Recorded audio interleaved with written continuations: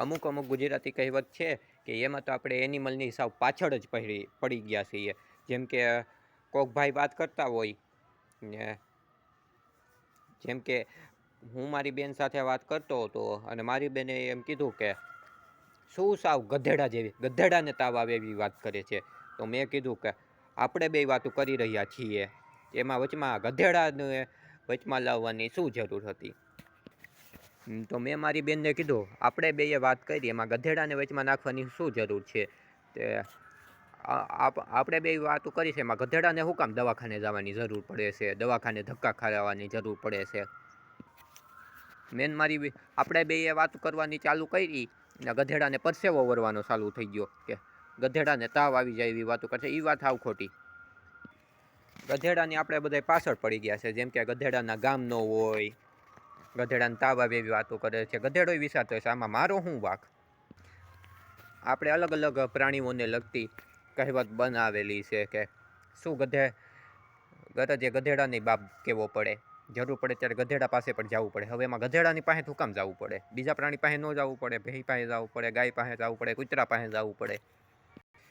26મી જાન્યુઆરીએ આપણો Republic day છે ને 15મી ઓગસ્ટે આપણો આઝાદ દિન છે. જઈ આપણે અંગ્રેજોથી આઝાદ થયા હતા.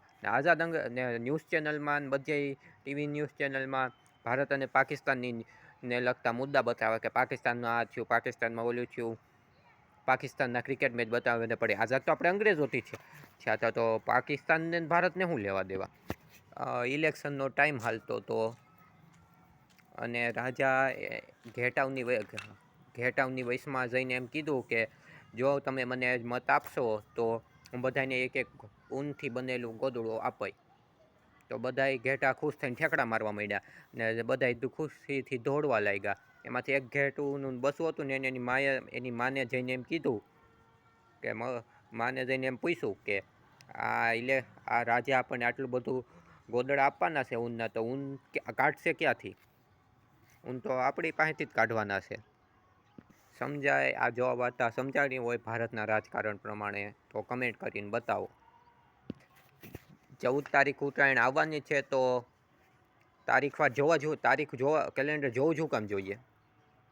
તારીખનું જોવો. કેટલાય લોકો એવો વિડીયો બનાવતા હોય કે ઉત્તરાયણમાં કે 14 તારીખ આવવાનું હોય તો કેલેન્ડરમાં જોવાની શું છે, તારીખનું જોવાની, પણ વાર તો જોવો પડે ને.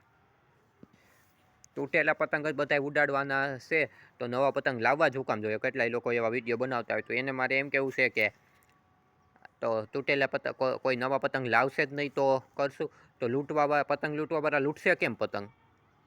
દોરી પતી જ જવાની છે તો દોરી લાવવાની જોવું લેવા એવું કહેતા હોય. એને કેવું છે જીવન એ પતી જ જવાનું છે, જીવવું જ શું કામ જોઈએ? ઉત્તરાયણમાં દોરો કપાવવાનો છે તો દોરો લેવો જ શું કામ જોઈએ? એવું કહેવાવાળાને કેવું છે તમારા જેવાનો કાપવા પતંગ. ભગવાનનું દીધેલું બધુંય છે મારી પાસે, રૂપિયા, ગાડી, બંગલા, પણ ક્યાં છે હજી જડ્યું નથી મને. વાસણ ઘસવાથી શરમાવશો? નહીં શરમાવાનું. એમ પણ તમારી ઘરેથી કોઈ વાસણ ઘસી જાહે નહીં ને, તો આપણે આપણું કામ ચાલુ રાખવાનું. જમવાનું બનાવવાથી શરમાવશો? નહીં શરમાવાનું. એમ પણ તમારું જમવાનું ઘેરે આવીને કોઈ બનાવી જાહે નહીં ને. પોતું કરવાથી શરમાવશો? નહીં શરમાવાનું.